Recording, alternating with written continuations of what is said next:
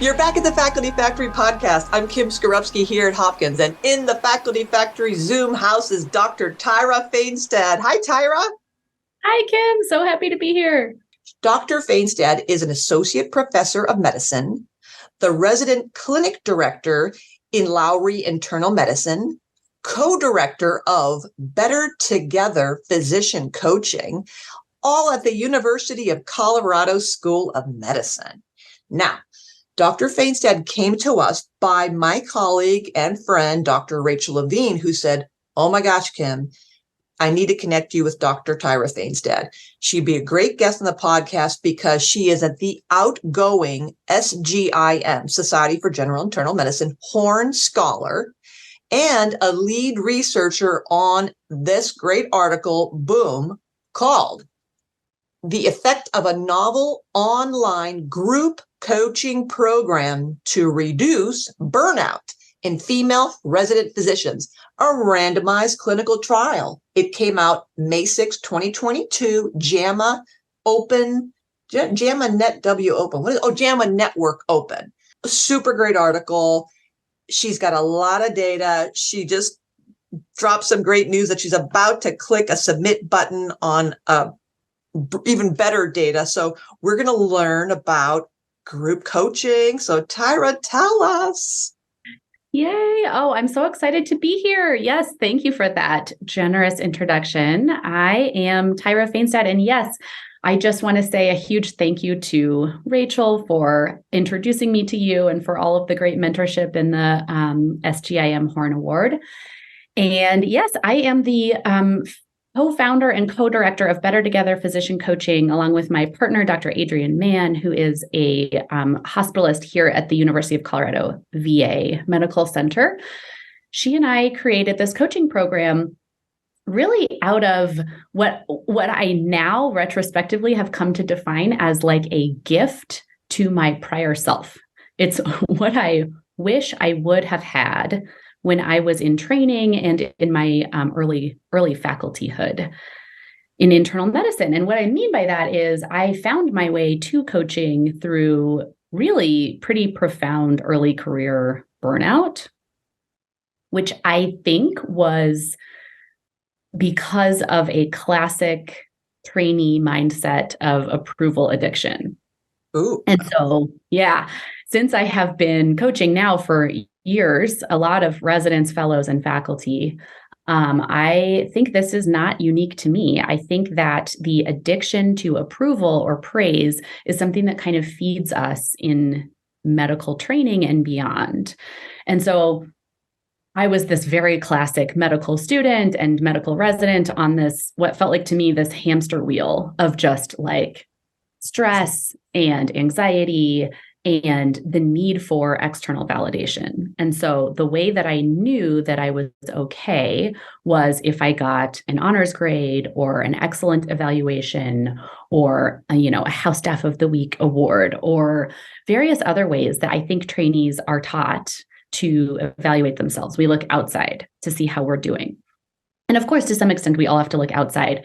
But for me, I really only looked outside. I did not develop an internal compass at all. And so when I hit the end of training and became an attending, I was at the University of Washington at the time in Seattle. That's where I did my residency, my chief residency, and then I was a primary care doctor. And I had my dream job. I was in the clinic that I had been in during residency and during my chief year. And I was a teaching physician and I was seeing my own patients and I just thought I had it made. But actually, all sources of feedback stopped, right? When you go from being a resident to an attending, you stop being evaluated all the time and you stop being told how you're doing. Almost altogether. Like nobody comes in the room with you and a patient anymore. Nobody's giving you constant feedback. And for me, no one was giving me a constant stream of praise anymore. And so I think I went into withdrawal. And because I had never been taught to look inside for how I was doing, I didn't have an internal compass. Like the floor dropped out from under me and my brain only knew how to tell myself I was doing terribly. I had a really strong inner critic, or a really strong negative self-talk center. And so I had this constant stream of telling myself I must be doing badly. Layer on top of that, this is when I had 2 kids. I had 2 babies pretty soon after residency, which is pretty common for female physicians to do that. And so I'm in this time of acute stress, figuring out who I am as an attending, trying to be a new mom, not really sleeping, and had some postpartum anxiety and depression. Also, no constant stream of praise. So I was a mess. And I tried all sorts of things. I tried scaling down at work, as many people do. That didn't work at all. I tried scaling up at work. I tried an SSRI. I had a therapist. I had a psychiatrist at one point. I was like doing all the things. I was reading all the things. I was really trying to find my way, and nothing was working, actually, until I begrudgingly found a life coach. And I found a life coach. It was a colleague who was going through coach certification and asked if she could give me a session for some feedback. And I remember thinking, like, no way, this is not real. This is like, to me, it was the equivalent of like maybe homeopathic medicine, right? It was like not evidence-based, sort of sounded like a life cheerleader. I rolled my way into this conversation, but she was a dear friend. And so I said, okay, Jennifer, I will coach with you. And I kid you not, more about my life changed in that one conversation than like any decade prior to that. My whole mindset changed. It was amazing. Can we pause here? You've said so many riveting things. Yeah. And first of all, thank you for your honesty, Tyra, for being so open with us and sharing these experiences, sharing your emotions and your feelings, and so helpfully contributing to this conversation of reducing stigma around mental health and well-being. So thank you. And I can't even imagine what you're talking about and what you didn't even mention when you were telling your story of no constant stream of praise anymore, no more constant feedback, not getting that external validation, seeking the approval, praise, and being addicted to that. Add on to that early career faculty who are getting rejected. They're not having time to write their peer-reviewed publications to do their scholarship. Journals are rejecting their articles. Co-authors aren't contributing. The grants aren't getting funded. Yes. They're not getting scored. Your administrative work is piling up, and all your commitments to service and the community, and you're having fewer and fewer resources to help you do your job at work. You didn't even mention that additional burden that further makes you feel like, oh my gosh, this burden, this heaviness had to contribute to that sense of feeling like I'm your inner critic. Like, are you kidding me? Not only am I not getting praise, it's the opposite. I'm getting criticized. I'm not working enough. I'm not publishing enough. I'm not getting enough funding. I'm not generating enough revenue. So yes. Thank you for raising and elevating this. Yeah, absolutely. Yeah, I mean, it's sort of an invisible burden. I mean, we all sort of talk about it, but unless you experience it, and unless I'd say you're actively experiencing it, you kind of forget what it actually feels like. But it's totally crushing to be a junior faculty member at a big academic institution. And I was constantly comparing myself to my attendings who were at that time really a decade or more senior to me and publishing like crazy, and their kids are already like school aged, and not having protected time to do that makes it impossible, especially, you're expected to sort of write on your nights and weekends. And my nights and weekends were all baby life. I was getting nothing done. Absolutely. We do that. We compare our inner selves to others' outer selves. It's about, my friend Jennifer Haythorne, who is a psychologist, it's about appropriate social comparison that our brains tell us, oh, we put these people on pedestals, and deservedly so, some of them already on there. And we go, I'll never be that. But we don't know all the rejections, and they're way ahead of us on the ladder, the career trajectory. And we falsely compare ourselves. It's a false scale that we're using. and we don't know what's going on. We just look at their outward appearance and presence and think, I'm a mess. Absolutely. And we have no idea that's what's going on behind that curtain. They may be a mess too, but by objective criteria, you think, oh, they got it all together. Yes, that's so right. I have a failure CV that I keep in a Google Doc, and it is so much longer than my actual CV because I have been rejected so much, especially in this time period. As you said, you painted a perfect picture. I was getting rejected left and right. I did not know what I was doing. And I give that failure CV to all of my mentees now because I know that they're doing it with me. I love you. That is so important. That we love I love the anti-CV, the failure CV. When I first started applying for jobs, I put all the grants that I had written that were they called them triage back in the day. Triage. And people, my friends, like, why are you putting that on your CV? I'm like, because they're all my failures. That I said, I want people to know that I'm in the game. I want people to know that I'm swinging away. I'm swinging. They're like, no, it makes you look like you're just a loser. You're batting at zero. I want them to know that I'm in it. But I finally was convinced to get those off of there. But it's so important to show, to be authentic and real.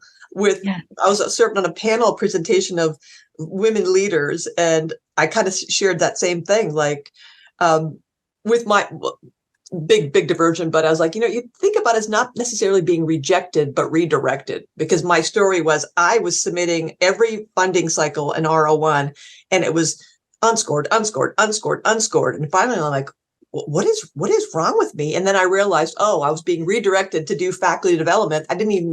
It opened up a whole career for me because I was failing in the NIH world on purpose, because now it opened up this whole window where I'm doing what I love and what makes my heart so happy. So thank you for bringing up that, the failure CV. It's so refreshing when you see, wonderful people like you who are like, listen, hey, we're all in this together. I failed too. And if you're not failing, that means you're not doing something. You're not, the failure show you what's not working, right?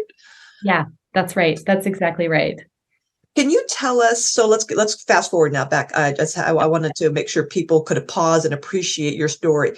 Back to the life coach. That you said that 1 hour changed it all. Can you kind of take us back to that experience? And you said, I love it. You eye rolled your way into that conversation. So after your eyes stopped rolling around in your head, at what point were you like, whoa, wait a minute, hold the phone here. This is getting good. What happened?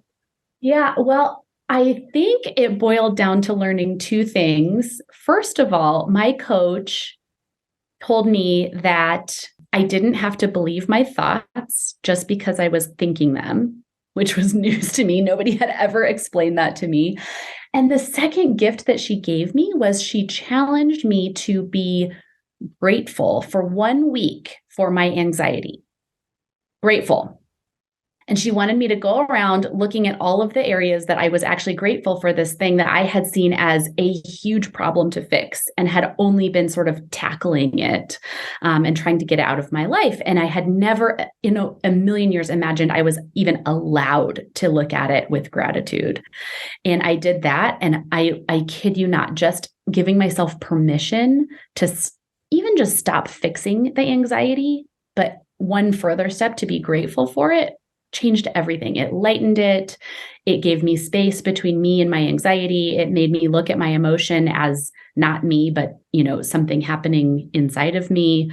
And I was hooked from then on. I then invested in coaching for a couple more years, both through this coach, and eventually I found the Life Coach School, which was my certification school. They have a podcast that I sort of got hooked on, and they are very physician friendly. Their coaching model is really evidence-based and algorithmic. And so it just calls to like type A brains. They sort of break it down. It's sort of CBT meets ACT, so cognitive behavioral therapy meets acceptance and commitment therapy. Also some just basic like Socratic general inquiry questions and radical compassion thrown in there. Anyways, I was hooked. I signed up for an online coaching program and then eventually decided I've got to be certified in this, because the whole time I was getting coached and coaching myself, and getting better, healing, I just simultaneously was grateful that I found this, but also was kind of angry that nobody taught me these skills in medical training. Like nobody teaches you how to name and process or even describe an emotion. There's sort of lip service to it, but nobody teaches you how to sit down and actually process an emotion. And it's like a 5-minute skill. It's easy to do. Anybody could do it, but nobody taught me that in medical school. And then they throw you into this field where you are faced with probably like the most intense emotions, arguably of any field in the world. And you are not equipped to manage them at all. And so I was mad. It's like, this should be taught right along with the Krebs cycle or the coagulation pathways. We should be taught how to deal with grief and anger and burnout and moral injury and all the complicated emotions that are about to happen to us. I'm so blown away by everything you're saying. And it's perfect. And when you listed the two things, don't believe everything you think. I love that, that advice from your coach. Just because you're thinking something like, oh, I'm stupid, I'm incompetent, I'm a failure, I'm never going to make it, or I'm feeling, whatever. Don't believe that just because your brain is telling you that. Yes. And then the second thing, be grateful. I thought you were just going to say gratitude, be grateful, period. But you said be grateful for your anxiety. And of course, we all know about have a gratitude journal and be grateful for everything. And yes. I mean, when you were earlier talking about you tried everything, I was going to say, sarcastically, well, did you try a yoga mat? Because you think, well, you give everybody a yoga mat and then Shazam, everything's fixed. But be grateful for your anxiety. That reminds me of the mindfulness-based stress reduction course I took, where our instructor, Dr. Netta Gould, because my brain is just like a lot of chatter, like everybody's, a lot of monkeys jumping around in there. And she'd say, instead of being, judgmental about that, name it, say hello. So it kind of made me, when you said grateful for your anxiety, hello, it's like, hello, darkness, my old friend. I've come to talk with you again. And it's that same, oh, hi, anxiety. Hello, sadness. Hello, anger. Let me show you at the back door. Let me put you in the corner. I'm going to step around you. You're not going to go away, but I will acknowledge you. But I'm not going to sit with you at this point. I will name you. I will then be curious as to where that's coming from. So yes. I'm loving this. I want to spend a week with you. I want to learn more about this. Please tell us more. I'm so excited. Well, so at the same time this was happening to me, I was getting ready to move back to Colorado. I accepted a position at the University of Colorado. Simultaneously, I applied for this grant, this award through the Society of General Internal Medicine. And I wrote my submission. I said, I want to become certified as a life coach, and I want to build a program for residents, because I think that is such a crucial time where your identity is forming and you're really vulnerable to all the toxic thoughts of medical training. And I want to make this coaching program for residents, and I'm going to try it out at the University of Colorado. Wildly, I got accepted. Thank you again, Rachel, and everybody else in the Horn Award Committee, which gave me the gift of protected time. So I had time protected to build and run this coaching program that I had not been gifted before. And it was sort of given to me, even though I hadn't done it yet, which was just flipped the paradigm of the early facultyhood mindset that we were talking about before. It was like, yes, we believe in you, even though you haven't proved yourself yet. Here is this protected time. And so not only did I get the time, but I also got this thought, like, maybe I'm worth it, even though I haven't proved it yet. Someone else believes in me, so maybe I can too. I moved home to Colorado. I met my now coaching partner, Dr. Adrienne Mann, who was going through a very similar journey here in Denver, wrote a eerily, creepily similar grant through our Department of Medicine here that ended up being funded. It gave her money to start a program that she ended up getting certified through the same certification as me. I mean, we were really living parallel lives. So we teamed up, and together we created Better Together Physician Coaching. And this was early 2020. This was just before the pandemic hit. So we imagined this as like a group of 10 or 20 medicine residents together in a room getting coached by Adrienne and I, maybe a pre-post study. And then the pandemic hit, And so we pivoted to a Zoom online group coaching model. And we sent out a recruitment email in fall of 2020. And on day one, we got like 50 responses. Cool. Yes, please. We've been waiting for this. This sounds amazing. Also, my best friend is a pediatrician. Could you open it up to peds? My cousin is an emergency medicine doc. Could you open it up to emergency medicine? So we opened up our study here at the University of Colorado to all female resident physicians. We targeted females because they are 2 to 10 times more burnt out than their male counterparts. So we wanted to go where the need was greatest. And specialty wide, and we cut ourselves off at 100 because at that point we had no idea how many we could coach. And we just didn't want to under deliver. And since we got 100 pretty quickly, we decided to split it into 50 and 50 and do a randomized controlled trial. So we gave the intervention group, the first 50 of them that were randomized to the intervention group, we gave them Better Together physician coaching from January to July of 2021. And the control arm got nothing, just residency as usual. And we then pre-post tested everyone on validated indices of well-being. And then we gave the control group coaching in the following 6 months after the study was over. So we built the program in the fall of 2020. It is, you can visit us online, www.bettertogetherphysiciancoaching.com for an overview. There's also a little FAQ video on there, but it's basically a three-pronged group coaching platform. It's all housed on a members only secure website. And if you join Better Together Physician Coaching, you get regularly scheduled anywhere from 2 to 6 times a week group coaching calls on Zoom. And those are really vulnerable. So any participant can hop on a Zoom link if they're able to. Nothing's required. You don't have to join a coaching call, but anybody can join and then be coached on anything.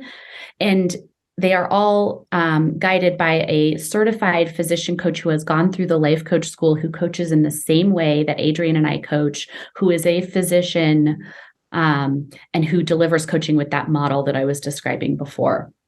The coaching sessions are actually pretty quick. So we host 1-hour calls. There's anywhere from like 10 to 500 people in the audience, and 4 of them come up and get coached during the hour on anything under the sun. So it's like career decisions, feedback that's hard to hear. I coached someone last week on a divorce. We've coached on breast cancer diagnosis, aging and dying parents, fights with your husband or wife, parenting stuff, sleep deprivation, imposter syndrome on rounds, you name it. We've coached on it. It's unlimited. We coach for about 15 minutes and then send that person back. And then we bring up another one. We do that a couple times during the hour, and that happens a couple times a week. All of the calls are recorded on a private podcast, so anybody who's participating in that cohort can listen to them later. And I will say most people listen to them later, or they kind of lurk in the audience and don't raise their hand. So most people are benefiting from this program just by simply listening to their colleagues be vulnerable. Like the vast majority of people are not quite brave enough yet to come up and be coached in person. I will say, if you do come up and be coached, you can change your Zoom name. You can choose to not show your camera. I've even coached someone on a voice modulator. So you can sort of choose your own level of vulnerability. But we encourage people to come up with their cameras on and their real selves and just normalize the struggle. So that's the live coaching facet of the program. Tyra, I just want to pause and again congratulate you and Dr. Mann. Brilliant, just brilliant. It's so interactive. It's so real. It's obviously life-changing. And it's another example of how we learn by observing. And you're making me reflect on like the early career reviewer opportunities at the NIH, where you can serve, early career faculty members can serve on NIH study sections. At your institutions, you can start, or you maybe already have, grant review meetings where faculty members share their specific aims pages. I'm trying to get at the idea that any experience where you don't necessarily have to be actively in the role play or the exercise or this vignette, but the watching it, like you said, seeing how the curious, non-judgmental questions help the faculty member think through goals and obstacles and Yes. and options and how to do things. It's so impactful. We do here at Hopkins a specific AIM speed session. And a lot of the people are just, they're the wallflowers. They're the people, they're just sitting around the edges of the room. They've chosen not to submit their own specific AIMS page for review, but you can just see light bulbs popping off, boom, boom, boom, boom, boom. And I know that that's the experience and the safety that you're creating where faculty members can go, okay, I see this, I got it. And so thank you for doing this, and congratulations. Tell us more. Keep going. I mean, I think that's exactly why this is so impactful. I'll tell you about the data later, but I think this group mechanism not only makes it super scalable because I can coach, there could be 5 people in the audience or there could be 5,000 people in the audience. And I think what I've heard from our audience and what I've experienced myself, I also do group coaching programs, is that actually listening to somebody else be coached on a similar thought that you're having, not only are you hearing that coaching for them, but you're having to twist it to make it fit your own situation. And so it's that extra level of just thinking about your thinking. And it sometimes lands even better than if you're the one getting directly coached.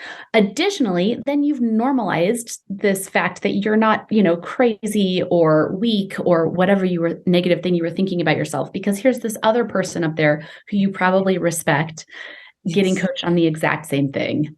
Yes. And sitting, you're so right. And sitting in a classroom, auditorium, Zoom world, whatever it is, and noticing in the chat or the heads nodding, that also adds to this crowdsourcing of support that, oh, it isn't just me. I'm not alone in this. It's not just her being coached and me. I'm seeing a lot of people going, oh yeah, oh yeah, oh yeah. And that really shores up the confidence to I can get through this. I can do this. All right. I'm not a unicorn here. Yes, I think that's exactly right. And then the 2 other ways you can get coached on our program. So for those that are not quite brave enough to come to a live coaching call, we have an anonymous written coaching forum. And so it's on our website and you can write in with anything that's going on for you. You don't put your name on it. You can't see who wrote in. And then within a business day or 2, Adrian or I or another one of our coaches writes back a coaching response. And sometimes we'll go back and forth with the person. All of those threads are posted online for everybody to read. So some really vulnerable stuff comes up there. And then the third facet of our program is this course. It's a work at your own pace. None of it is required, but we have every week of the program. So the program is 4 months long. Every week of the program, we have a new theme. And so the themes are, they've been iteratively improved based on feedback that we get each time. We're in cohort 6 or something now. But there are things that are applicable to the medical life. And so we start off teaching the coaching model. We talk about processing emotions, and then we really get into critical feedback or bias and microaggressions at work, or imposter syndrome is an entire month. We talk a lot about confidence and the fine line between confidence and arrogance, and when do you step into self-confidence and why would you not, and all those things. And so each week has a quick webinar that is just me or Adrian doing a little chalk talk filmed on our iPhones, and then a worksheet for you to work through at your own. Now, again, I just want to say we wanted to make this fit into the busiest physician's lifestyle. We initially built this course for residents who are working upwards of 80 hours a week. And we wanted to make sure that it was not going to be an extra burden. And so nothing is required. And you don't need any of this to hop on a call or jump into a worksheet in month 3. You could just come in not having done any of it. We built it that way on purpose. We tell them all the time, it's fine if you haven't done any of this yet. It's here for you however you want it, whenever you want it. They get to decide kind of when it works for them. And so that's why there's a lot of asynchronous components, a lot of, the podcast with all the recorded calls. And I'd say most of our participants are really just listening to the calls and doing the work on their own as sort of fits for them. So that's the program. Gosh, and this is so simplistic and I'm sure ridiculous, and this would only be applicable for people who are in my age category, late 50s, early 60s, is back in the olden days when there were talk shows like Frasier. There's a show called Frasier, who is a psychiatrist. And you know Frasier? Okay, so Kelsey Grammer or whatever, Yes. whoever the actor is, it was back in the day when people listened to radio. So radio is a device that would transmit sounds and music, but he'd have his sessions on the phone and people would call in, talk radio with their challenge, and he would coach, counsel them or do a little bit of therapy on the phone. I'm thinking back to the olden days when television shows first came out and it was the Oprah Winfrey and Phil, oh God, no, what was his name? Oh, the white-haired guy married to Marlo Thomas. Oh gosh, you don't know. I'll look him up while we're talking. I don't remember. I love when I do these things and these brain blips, and I can listen to people all going screaming at the phone. Of course, don't you know that's so? But you're making me think of that back in the olden days of where people would gather as humans in community, because it takes me back to prehistoric days of sitting around the campfire. Yeah. As a village of talking about, where are my fears? What are my hopes? Who needs to be reined in? Who needs to be held accountable to this, that, and the other? This is just something so human that connects us.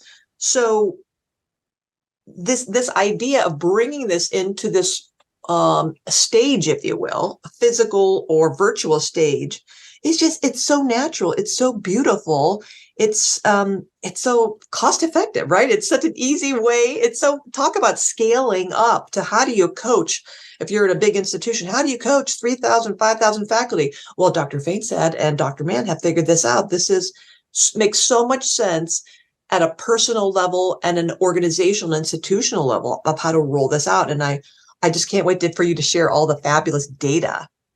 Yeah, well, that's so fascinating that you mentioned community.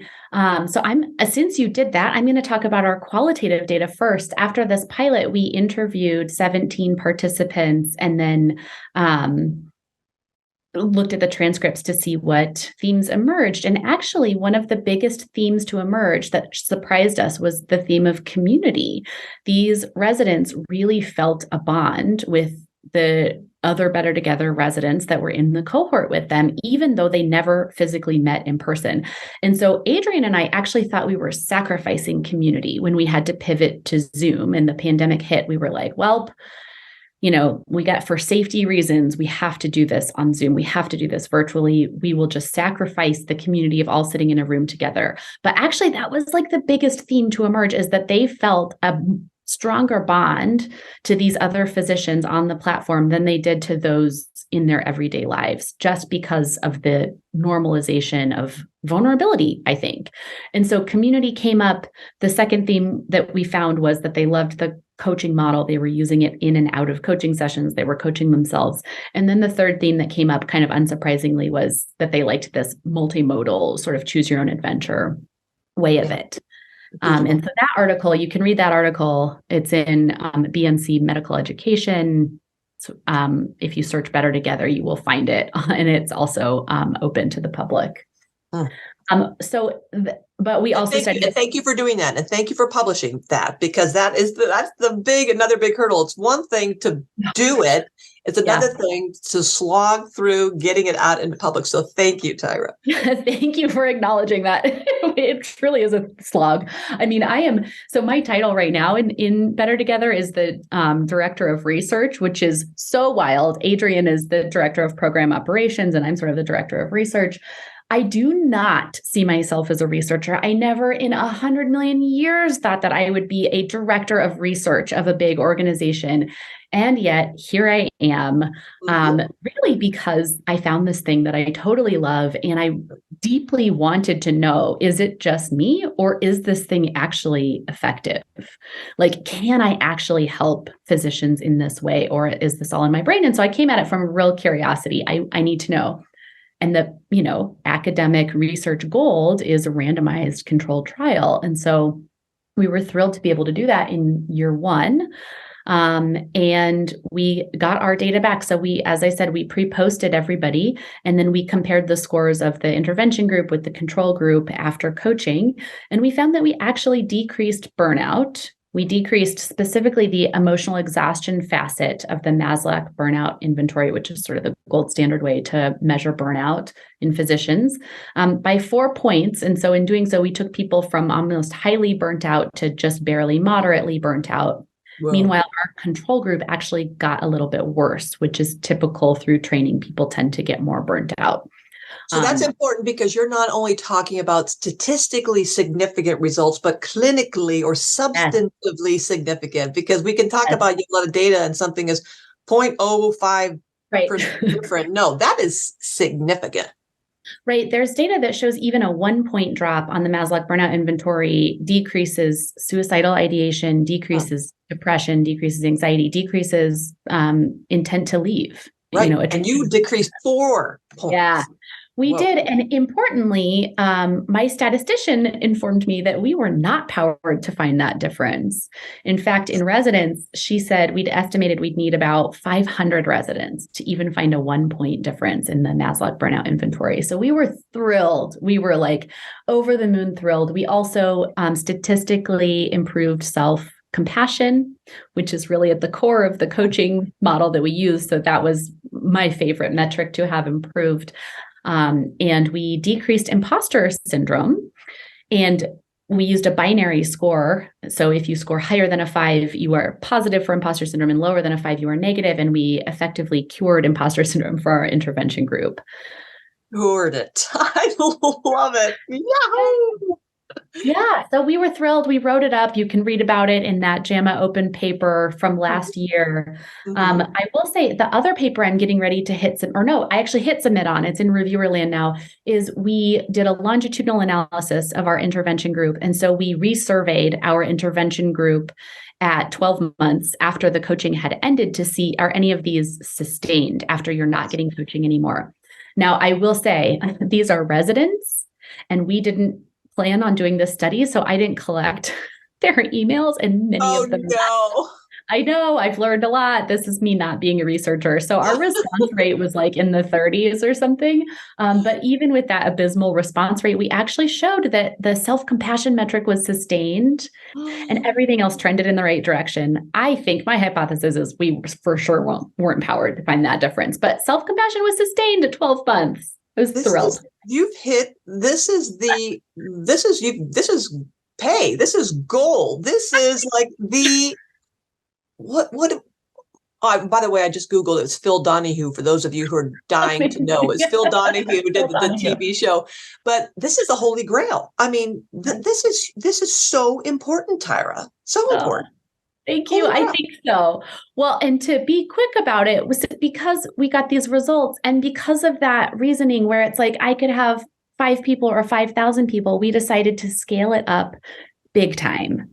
Mm-hmm. So this past year, we enrolled over 1,000 residents and fellows from 26 institutions across the country, big programs like Hopkins and small community programs, little ones in Alaska, all over the country. And we onboarded over a dozen physician coaches to help us scale this program up. And what those physician coaches have done is just allow us to offer more calls per week. So we were doing 2 when we had just 100. Now we're doing 5 or 6 per week. So that's actually not that much coach time. I do 1 call a week. That is the time that it takes me to coach in this program. Now, researching it and building it is a whole nother ballgame, but actually delivering it, I do 1 call a week. Many of our coaches do 1 call a month, and they are all volunteer. Huge shout out to my Better Together coaches out there for volunteering their time. It is a labor of love. They are also giving back and sort of wishing that they had this as residents. So we've actually got over 20 physician coaches on our team. You can see them on our website under our team. And we are delivering this to thousands of people across the country. We ran a mirror image randomized controlled trial of these 1,000 trainees across the country this fall.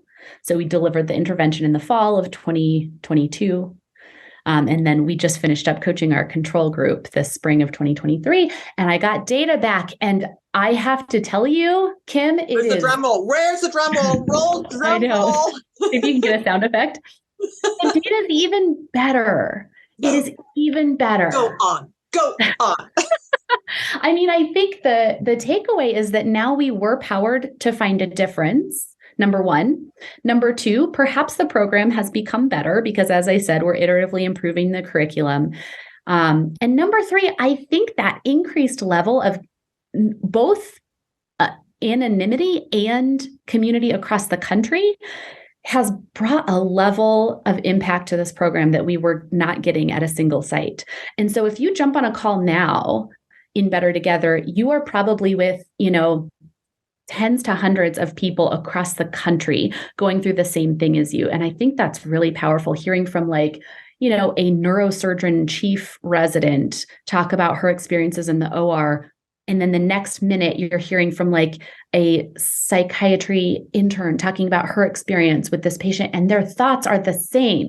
I mean, they're like the same core thoughts that are holding them back or moving them forward. And it's just so powerful to get that across the country. So we improved burnout by a little bit more this time. We improved it in all three domains of the Maslow Burnout Inventory. We again cured imposter syndrome. So using the binary forms of burnout and imposter syndrome, we were able to calculate a number needed to treat. And so this is like fancy things that people who submit, drug trials do. And so I'm trying to coin the term number needed to coach to cure burnout or cure imposter syndrome. We have a number for imposter syndrome of 9 and a number for burnout of 11, which is as a primary care doctor, it's mind blowing. I'm giving everyone statins for number needed to treat in the 60s or 70s, right? And we think that's amazing. Unbelievable. This really is unbelievable. This needs to be headline everywhere. Headline. This is it. You've figured it out. I hope so. I mean, we improved moral injury with these numbers. We looked at flourishing. So taking people, we were like, what about people that are generally doing okay? Can you go from good to great with this coaching? We improved flourishing. We are also, I will say, so I'm getting ready to submit this. Stay tuned. It'll be published somewhere, hopefully this year. But meanwhile, while we did this study, we also have expanded our program. So we offered it to men here at the University of Colorado, men residents asking, does it work in men also? We also offered it to faculty. So we did a pilot here in faculty this spring. We had 200 faculty members from the University of Colorado enrolled. We just are sending out the post survey for that group this week, actually. Thank you to all of those who might be listening. And then we are preparing this upcoming fall. We are doing a multi-center 7-site medical student trial, a UME trial, including Hopkins is one of those sites. We're thrilled to say. And we are also studying it in APPs, advanced practitioners, so NPs and PAs at Colorado, and at Emory is our site champion there. And so, we're just, someday I'll be done running RCTs. But I want to prove that this thing works really just airtight. Because as you know, in academia, you can do something is great, but if you don't prove it with the best data, it won't gain any traction, and I won't be able to provide it at large scale. So we're studying this like crazy. Isn't this ironic? So a little bit imposter here. I never thought I'd be the director of research, and look at all this research you are building and making the case and knocking it out of the park right away with this. This is, I can't even, it's rare that I'm speechless, but I feel like I'm speechless. This is just this is it. This is the answer. It's kind of like someone just found the cure for polio. I mean, this is it. Come on. All right, done. We finally figured it out. This is what we have to do. Better Together physician coaching. Better Together physician coaching. We've got coaches from across the nation. So I'll conclude it, Kim, by saying that we think so too. And so what we're doing now, after we're done gathering all the data and publishing and making sure that this works, what we are doing is preparing to offer this program to the nation, maybe someday to the world, actually, for a subscription fee that sort of helps us keep running it at cost. And so we are actually launching that program for residents and fellows, so for GME this fall, and for faculty for a subscription fee. Again, I told you we're studying students and APPs, so those are kind of in a different ballgame. But eventually we will have all three arms, so faculty, GME, UME, running at all times. And we worked with our CU office here to create a cost model just to see how much does it cost to keep all of this running, to keep the website going, to keep researching it, to keep our administration going. And the cost for 1 year of coaching for a student or a trainee is $10 a head. We are offering Stop it. 10 I know. US dollars. $10 a head for students and trainees, and for faculty, it's $50 a head. We created that cost model just because we know that there tends to be a little more money out there for faculty with retention and institutions. There tends to be less money in GME and in UME. So we sort of offset the cost, but it's $50 a head for an entire year. Within that year, you are offered 2 rounds of this 4-month cohort. We also added the option for one-on-one calls within those cohorts. So you can get a one-on-one call each month that you're in it. And then, of course, like 5 to 7 group calls per week and all the things I talked about. So I'm like over the moon that this is accessible, because what I will tell you, I personally spent more money than I want to admit, but people spend tens of thousands of dollars in the free market for this. Coaching is outrageously expensive. Yes. And there is no way that students or residents could afford something like this on the outside. And so being able to offer this at cost, eventually I'll get my salary supported, I hope, just to continue to run this, is so exciting. You just stop. You know, Dr. Tyra Fainstad, for like queen of the world. I pay more for my cable subscriptions, for apps that I don't use, for shoes that I buy that I never wear. This is, I know. Yes, please. Yes, please. Yes, please. Amazing. This is changing the world. You're changing the world. Rock star extraordinaire. Colorado, watch out. We're coming for Tyra. We're all coming for her. You better hang on to her because she is amazing. Tyra, I can't. I'm done. I'm just need to sit, take a moment, because this is one of the most amazing things I've heard in years. Oh my gosh. Thank you so much. Well, and I want to clarify, just for those that are listening, because I get a lot of questions, our model for delivering this is that we always take institutions paying for their people to get it. So we actually don't offer this on an individual basis. You can't pay for yourself. What we believe in is changing the culture at an organizational level. And so we think this has to be a system level change, a leadership level change. So we want institutions to invest in their people. It's like this beautiful way that it's like a individually harnessed, institutionally sponsored model. And so the institution would sponsor it for an entire group of people at one time. I love it. Offer this to these people, and they don't get to know who takes it or who doesn't. It's a sort of mental health resource for your people that you would invest in. That's our model. Yes, that is amazing. Right. Institutions stepping up our games, demonstrating through budget, no money, no mission. If you want to retain, promote, build faculty members, come on, $50 a year for this richness that will pay you back the return on investment, or if you're going to minimize or reduce or fix burnout, and compassion and empathy, which, as we know, if we are healthy and moving and grooving and everything is working in tandem and in harmony, our patient care will be better, our research will be better, our collaborations will be better, our institutions will be healthier and thrive. So you cannot lose on this. Oh my God. You can't lose. Stay tuned for the faculty data. We did look at attrition, which is also real important for institutions, I know. Wow. I can't even, I literally have goosebumps. Oh, me too. Right? Oh, God. All right. So here you go, right? This is amazing. I don't know what else to say.